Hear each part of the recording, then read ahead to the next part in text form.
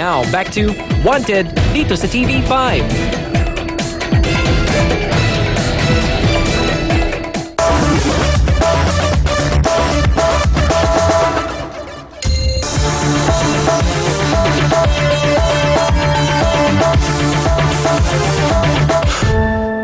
Sa kabila ng kanyang kapansanan, nagsusumikap si Billy na magtrabaho ng marangal.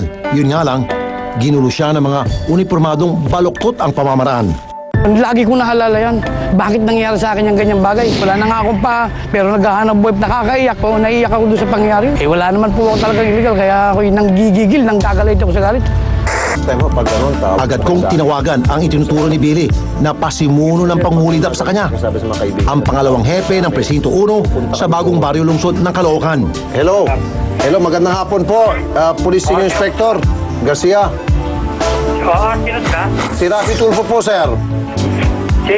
Si Rafi po, Rafi Tulfo, sir, sa TV5, sir. Sino? Si Rafi po, Rafi Tulfo po. Aba, nagpakilala pa lang ako. Umurong na yata ang buntot nitong si Garcia. Kaya naman, ang sunod kong tinawagan ay ang tanggapan ng isumbong mo kay Chief PNP. Magandang gabi po, Colonel, sir. Magandang gabi din po. Sir, meron po kami ilalapit. This time, kakaiba po ito, hulid up. Pero ang biktima po, isa pong lumpo, naka-wheelchair. Ano pong reaksyon nyo dito? Ano pong masasabi nyo, Colonel, sir? Ay, kapag ganun talaga ako, malinaw yan ang hold up yan. Parang hold upper yan sa presinto. Okay. So, pag ipapunta nyo dito at kukunan natin yung statement ng para ma-charge natin yan ng robbery extortion ng mga pulis na yan. Ayun. So, pwede pong dalawang kaso, sir, administratibo at saka kriminal. Pwede o ano? Ay, sabay po yan. Criminal at saka administrative case. Administrative case. Okay.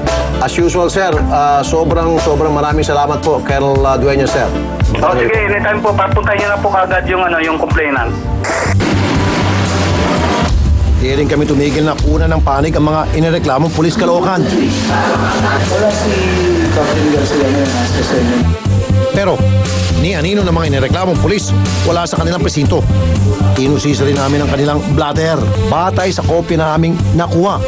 Nakasaad na nag-counterflow ang FX at truck na lulan ni Billy at ng kanyang mga tauhan na naging sanhi daw ng kanilang pagkakahuli. Mapapansin rin sa bandang dulong bahagi ng blatter na halos ipagsiksika ng nilalaman nito.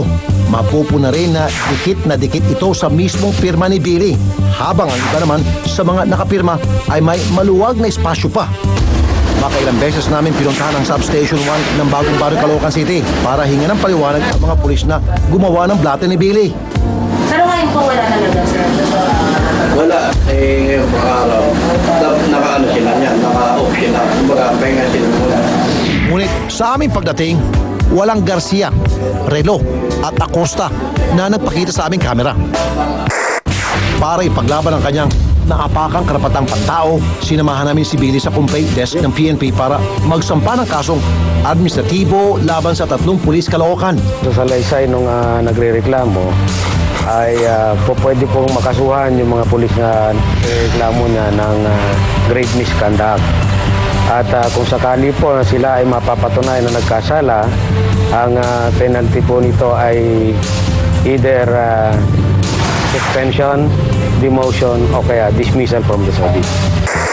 Kinabukasan, dumiretso naman kami sa Caloocan Prosecutor's Office para sa isasampang demanda laban sa mga pulis na lumapastangan sa kanyang karapatan. Kapag napatunayang nagkasala, maharap sa kasong robbery extortion sina Garcia, Relo at Acosta na may kaukulang parusa na pagkakakulong na hindi bababa ng 6 na taon. Kinakampihan at ipinagtatanggol dapat ng mga otoridad na nakauniforme.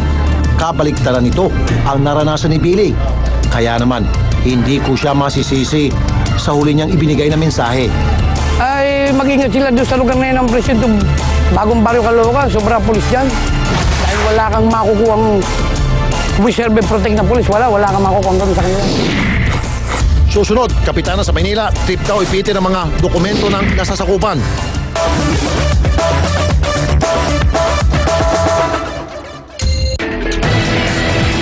Don't go away, magbabalik ang Wanted